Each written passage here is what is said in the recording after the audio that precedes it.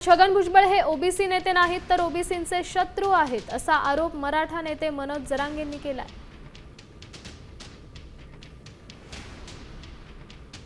मराठा आंदोलक मनोज जरांगे पाटील यांनी मुंबईमध्ये आमरण उपोषण केलं आणि त्यानंतर सरकारनं हैदराबाद गॅजेट संदर्भात एक शासन निर्णय पारित केला आणि त्याला आता राज्यभरातील ओबीसी समाज विरोध करतोय आणि याच जी.आर. रद्द करावा या मागणीसाठी छगन भुजबळ यांच्या नेतृत्वाखाली आज बीडमध्ये मोर्चा निघतोय।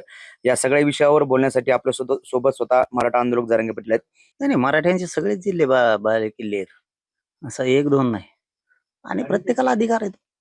जो तो मोर्चा काढतो, आंदोलन करतो, हे प्रत्येकाचा अधिकार आहे। त्यामुळे त्या पद्धतीने चाललंय त्यांचं। आम्हाला कोणी सांगितलं ते ओबीसीचे नेते आहेत म्हणून?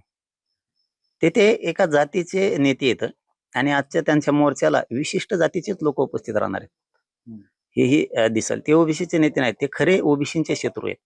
ते जर ओबीसीचे शत्रू नसते तर ज्या ओबीसीने त्यांना आरक्षण दिलं, त्यांच्या सुद्धा लेकरांचं वाटोळं केलं।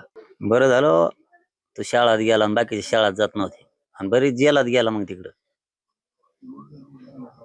हे एक असं मोठं महापापे लागलाय ओबीसीला काहीच करता येणार नाही। आणि तो आहे त्या जाणून घ्यायची आम्हाला गरज बी नाही,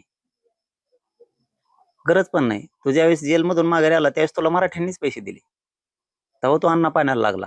अक्षय शिंदे, साम टीव्ही न्यूज, अंतरवली, सराटी, जालना।